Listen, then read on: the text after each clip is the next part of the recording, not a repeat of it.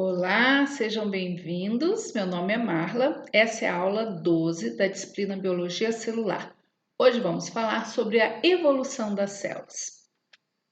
A primeira célula formada no nosso planeta Terra era uma célula morfologicamente muito simples.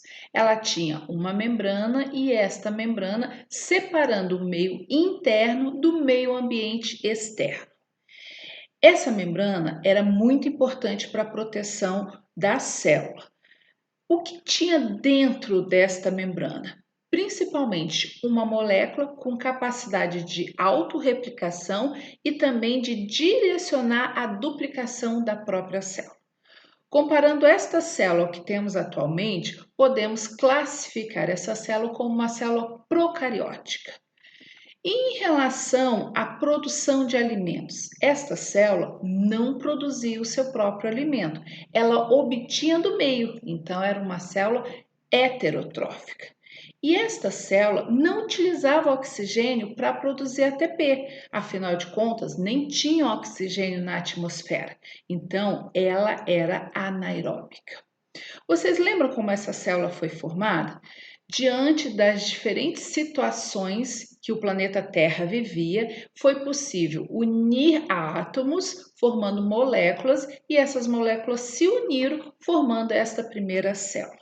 Agora a pergunta que eu te faço: como esta célula se alimentava? Elas se alimentavam de compostos orgânicos que tinham no caldo primordial. Sim, nessas condições do nosso planeta, os átomos que haviam na atmosfera, eles eram ligados por força. Quais forças? Força da radiação, força da descarga elétrica. E aí o que eles formavam? Eles formavam compostos orgânicos. Estes compostos estavam na atmosfera, mas contudo a Terra passava por um processo de resfriamento. E ao passar por um processo de resfriamento, estes compostos orgânicos, eles descem para esse caldo primordial, no que a água, que é vapor, condensa, ela traz consigo esses compostos orgânicos. Então, esse mar primordial, além dessas células que originavam, continuam formando mais compostos orgânicos. E assim, as células se alimentavam. Contudo, estas células direcionavam a sua própria duplicação. Significa que de uma célula formavam duas células, dessas duas células, cada um formava mais duas células. E como se formava o alimento? Os recursos eram produzidos ao acaso. Ao acaso, unia um átomo a outro pela força da radiação e aí formava um composto orgânico que precipitava nesse mar primordial. Mas e as células? As células cresciam numa progressão altíssima. Uma originava duas, que originava quatro e assim diante. Então chegaria um ponto em que você teria mais população, mais células do que recurso disponível. E se tivesse chegado a esse ponto, a vida que se originou no nosso planeta teria sofrido uma extinção. Mas a gente já sabe que isso não aconteceu, por isso nós estamos aqui. Então, o que diferente aconteceu para que a vida fosse mantida no nosso planeta? Isto mesmo, vão surgir os organismos autotróficos. Qual é a característica básica de um organismo autotrófico? Ele tem que ter pigmento, um pigmento que consiga utilizar uma energia para produzir composto orgânico. O pigmento mais conhecido de todos nós é a clorofila. Então, entre aquelas moléculas que estavam sendo formadas ainda ao acaso, eis que surge uma que tem uma capacidade totalmente diferenciada. E quais células que herdam, que ficam com este tipo de molécula com pigmento? Células muito simples. Células procarióticas que têm na sua membrana este pigmento que agora tem a capacidade de utilizar luz solar para produzir compostos orgânicos. Não confunda, neste momento ainda não existem os cloroplastos. Primeiro surgem os pigmentos, primeiro surgem os procariotos. Cloroplasto é num passo evolutivo mais adiante. Então, não surgiu cloroplasto inicialmente. São células muito simples, seres unicelulares e que têm na sua membrana esse pigmento que tem essa capacidade maravilhosa de utilizar a luz solar para produzir compostos orgânicos. Então, a síntese de compostos orgânicos, que era ao acaso, agora não é mais, agora é dirigida. Utiliza-se luz solar e dentro dessas células maravilhosas pega água mais gás carbônico que tinha na atmosfera e produz os compostos orgânicos de uma forma direcionada. Que maravilha! Então, agora no nosso planeta, a produção de compostos orgânicos também é direcionada. Se a multiplicação das células é direcionada, a produção de compostos orgânicos agora também é direcionada. Mas você percebeu que nessa equação da fotossíntese, além dos compostos orgânicos, eis que surge o oxigênio atmosférico, o O2. Que bom, pensamos nós, que bom a presença do oxigênio. Nós usamos oxigênio. Que bom que então eis que surge o oxigênio. Ele teve algumas consequências. Uma das consequências é a formação da camada de ozônio em volta do nosso planeta. E essa camada de ozônio, ela teve como função proteger o nosso planeta contra aquela excessiva radiação que chegava. Então, agora, aquelas primeiras células que estavam sendo formadas, elas já não vão sofrer tanta mutação. Por quê? Porque tem menos radiação chegando no nosso planeta. Então, foi bem positivo o surgimento do oxigênio para trazer proteção aos seres vivos. Como? Formando a camada de ozônio. Por outro lado, o oxigênio, ele produz radicais livres. E os radicais livres, eles quebram ácidos nucleicos, promovendo o quê? Promovendo mutações. Então, protege o nosso planeta contra a radiação que causava mutação, mas o próprio oxigênio está causando mutações no DNA. Ou seja, ele quebra e leva a uma mudança desse DNA. E sabia que esses radicais livres, eles podem levar mesmo à morte celular? Então, se a gente for pensar desta forma linear, a gente vai chegar à conclusão que o oxigênio é ruim e que até o oxigênio poderia ter levado à extinção dos seres vivos. O que aconteceu para que a presença do oxigênio não fosse um fator tão negativo, mas fosse um fator que impulsionasse a evolução? Acontece o seguinte: alguns seres, aqueles que não sabem sobreviver, não conseguem sobreviver na presença do oxigênio, eles simplesmente passam a habitar lugares que não tenham oxigênio.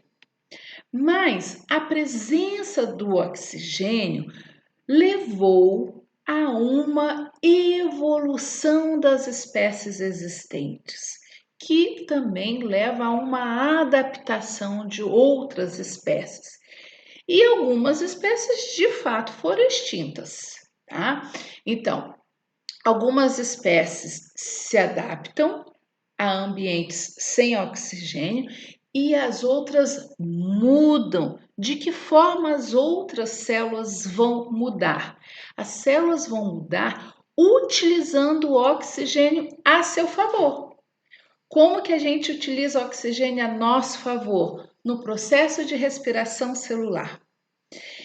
E que maravilha poder utilizar o oxigênio, porque surgem os seres aeróbicos, que têm como grande vantagem uma maior produção de ATP.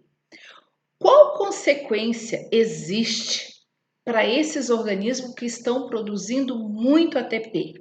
Então, fazendo uma analogia, uma pessoa que recebe um salário pequeno, ela vai ter condições de manter uma casa num tamanho pequeno. Mas uma pessoa que recebe um salário alto, ela vai ter condições de manter uma casa bem mais complexa. Então, o surgimento do oxigênio teve como consequência a permissão, dar condições de, na evolução, surgirem seres aeróbicos. Os seres aeróbicos, por produzirem mais oxigênio, têm condições de passar por várias mutações que levam à origem de células morfologicamente mais complexas. Então, de uma célula procariótica vai ser possível, então, a evolução para uma célula eucariótica. E produzindo mais ATP, nós temos, então, condições de surgir e ser selecionado de forma favorável seres eucariotos, e estes seres eucariotos agora têm condições de passarem por mutações que levam à formação de seres pluricelulares. Aumenta a complexidade estrutural da célula, que permite a complexidade estrutural dos seres vivos. De seres unicelulares, agora nós vamos ter seres pluricelulares, multicelulares, com tecidos. Então, de seres unicelulares complexos, agora nós vamos ter seres com tecidos, ou seja, como um condomínio, várias casas. Então, vamos falar como que foi esta evolução de procarioto para eucarioto. Então, aqui na imagem vocês têm um ser procarioto já com seu material genético. Esse procarioto tem ribossomo, faz síntese proteica, e um dos passos da evolução de procarioto para eucarioto é a invaginação da membrana plasmática. Percebam que a membrana plasmática invagina e traz consigo este material genético.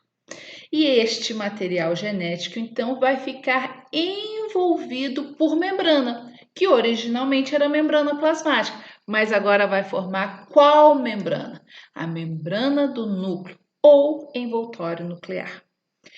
Percebam que durante este passo na evolução, durante esta evolução, os ribossomos, eles também, alguns, passam a sintetizar em nível de membrana. Então, num primeiro momento da evolução de procarioto para eucarioto, é formado o núcleo com seu envoltório, então, e contínuo ao envoltório, nós temos uma membrana onde acontece síntese proteica. Então, nós temos o núcleo e o retículo. E nós já sabemos que o Golgi surge a partir do retículo. Então, aqui vai ser formado o complexo ou sistema de endomembranas, que é formado pelo núcleo, pelo retículo, pelo complexo, pelo lisossomo, pelos peroxissomos. Através de que evento? Evento da invaginação da membrana plasmática do procarioto. Mas algumas organelas tiveram origem diferente. Quais são elas? Mitocôndrias e cloroplastos. A origem da mitocôndria dos cloroplastos foi explicada por uma bióloga e se chama hipótese simbiótica. Acredita-se que um procarioto fagocitou outro procarioto que tinha a produção eficiente de ATP e passam a viver em simbiose. Depois, isso aqui torna-se interno à célula e nunca mais saiu dali de dentro. Isso explica tanto para a mitocôndria quanto para cloroplasto. Diferença de um processo para o outro. Então, aqui a gente tem o procarioto. Este procarioto sofre o processo de invaginação da sua membrana. Então, nós ainda não temos um eucarioto. É um eucarioto ancestral. Este eucarioto fagocita dois tipos de bactérias. Um que produz bastante ATP, porque faz respiração aeróbica, e outro que produz compostos carbônicos através da energia solar. Esta célula vai dar origem aos heterotróficos, eucariotos heterotróficos e aqui os eucariotos autotróficos. Então, foram dois passos importantes para a evolução de procarioto para eucarioto: invaginação da membrana plasmática e fagocitose de células que produziam bastante ATP e células que produziam compostos orgânicos. Existem evidências para comprovar isso, que os cloroplastos e as mitocôndrias vieram a partir de procariotos que foram fagocitados. Quais são elas? Primeiro, os ribossomos. Mitocôndria e cloroplastos são as únicas organelas nos eucariotos que têm os próprios ribossomos. E são ribossomos típicos, ou seja, diferentes daqueles ribossomos encontrados no citoplasma. Outra característica, DNA de cloroplasto e mitocôndria é circular. É diferente do DNA que nós temos no núcleo, que é um DNA linear. Outra característica, a membrana interna da mitocôndria e do cloroplasto é muito semelhante às membranas de procariotos em composição química. E a membrana externa é muito semelhante à membrana que existe nos eucariotos. Isso então comprova que a mitocôndria, o cloroplasto, num passado muito distante, eram seres de vida livre que foram fagocitados e passaram a viver em simbiose. Será que é comum a questão de uma célula passar a viver dentro de outra célula? Será que simbiose acontece? Acontece. Um ser vivendo dentro de outro ser. Então, existem vários casos na natureza, como este aí, um protista e uma alga que vivem em simbiose, um colaborando com o outro. Acontece o seguinte, a simbiose daquele ser que originou a mitocôndria, o ser que originou o cloroplasto, ela era boa para ambos envolvidos. Contudo, ao longo do tempo, criou-se uma interdependência. O que é isso? Um não pode mais sair de dentro do outro. Um não pode mais viver sem o outro. E como que se deu essa interdependência? Porque os simbiontes, um pode viver sem o outro. Um colabora com o outro, mas podem viver independentes. Por que as nossas mitocôndrias não podem sair de dentro das nossas células? Porque elas são dependentes. De que forma são dependentes? Vou dar um exemplo de mitocôndria, mas a gente entende que são para as duas organelas, mitocôndria e cloroplasto. O processo foi o seguinte: nós sabemos que aqueles procariotos que foram fagocitados, eles tinham o seu próprio DNA. Então, eles tinham toda a informação genética para se autoduplicar. Contudo, com o tempo, este DNA da mitocôndria sofreu clivagem e parte foi transferido para o núcleo. Sim, este processo, como vocês estão vendo aqui no GIF, é muito comum de transferência de parte de DNA. É algo que acontece nas células naturalmente ou também pode acontecer no laboratório. Qual a consequência de ter DNA transferido para o núcleo? Esta célula, que era um procarioto, ela agora já não consegue produzir tudo o que ela precisa para viver. Por quê? Porque parte do DNA dela está no núcleo. Então, esta organela não pode mais sair de dentro desta célula, porque ela é dependente. E por outro lado, aquele procarioto, ele sofria muito com aquelas condições climáticas do planeta. E estar dentro de uma outra célula lhe permitia o quê? Uma proteção mecânica. Então essa simbiose deu muito certo, porque favoreceu a célula hospedeira e também a célula que foi fagocitada. De que forma? Proteção a esta célula que foi fagocitada e pensando na mitocôndria, ela fornecia o quê? Ela fornecia bastante ATP. E sabe o que ela utilizava para produzir bastante ATP? O oxigênio. Justamente aquele gás que tinha capacidade de formar os radicais livres que levava até as células à morte. Pois é, este simbionte usava esse oxigênio para si, ou seja, tirava esse oxigênio da circulação, da presença daquele pré-eucarioto e ainda dava como troco o que? Bastante ATP. Então, realmente foi uma relação muito vantajosa para os dois envolvidos. No caso dos cloroplastos, esse procarioto que foi fagocitado ainda fornecia o quê?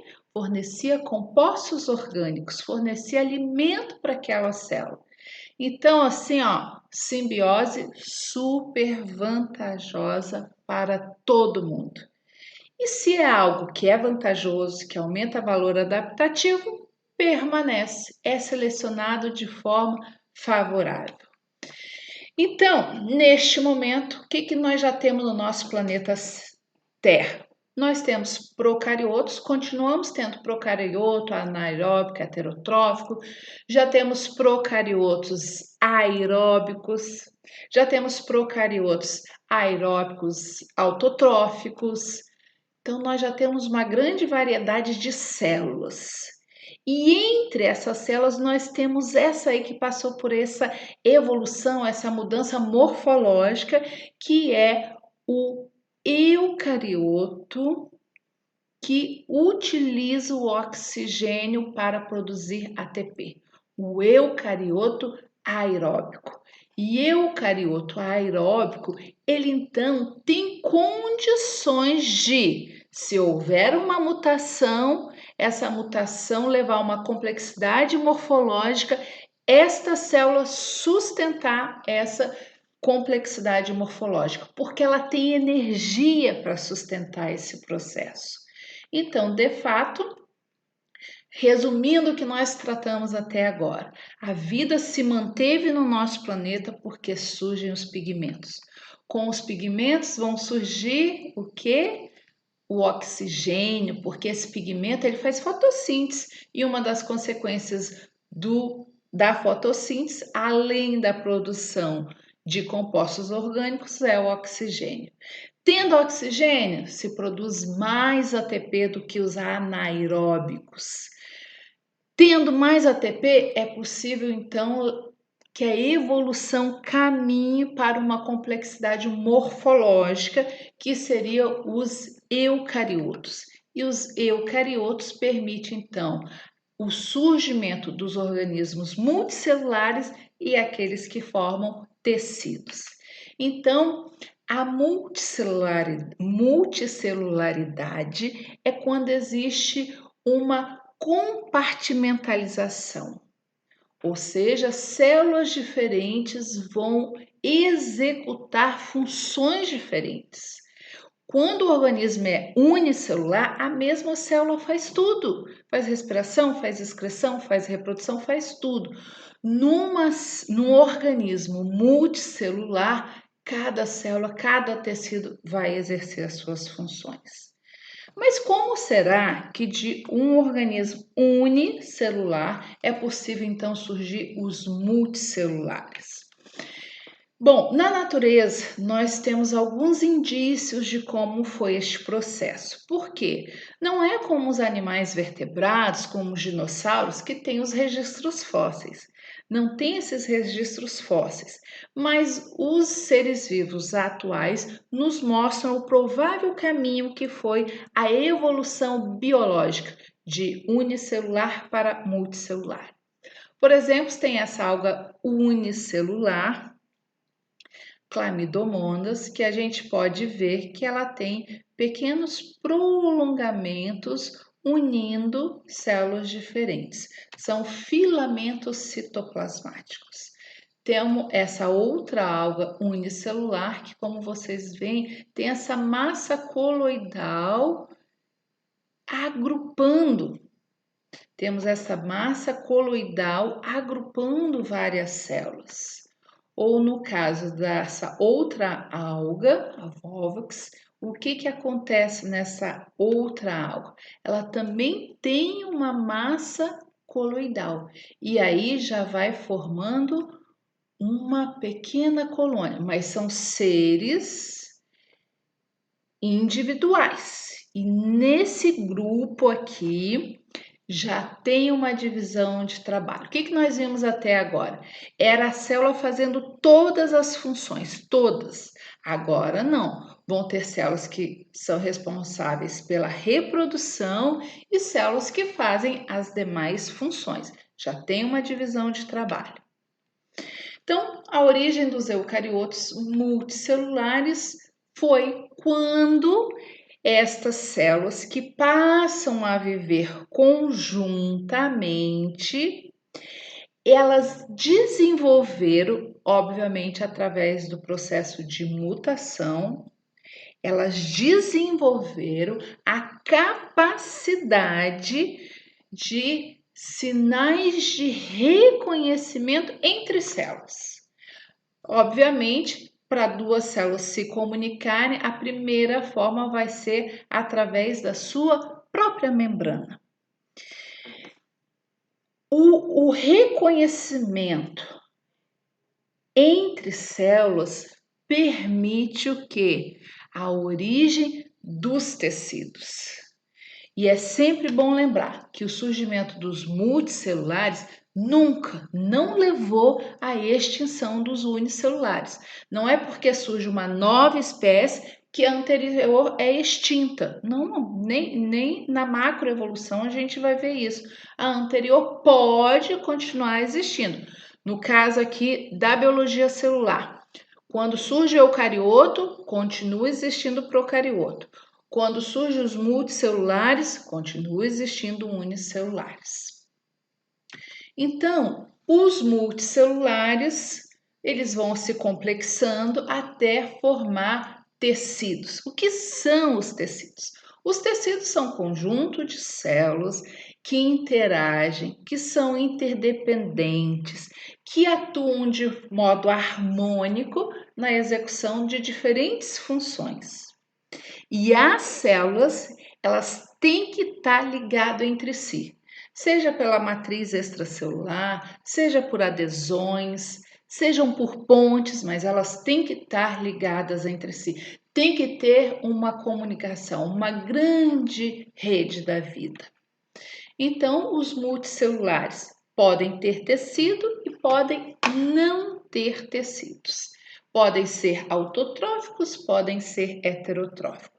Aqueles que têm tecido são as plantas, que são autotróficos, e nós, que somos heterotróficos. Então, esta foi a evolução da vida, de células muito simples, morfologicamente, até seres bastante complexos como eu, como você. Aqui algumas referências de imagens. E este conteúdo está no livro Práticas em Biologia Celular, capítulo 1. Até mais!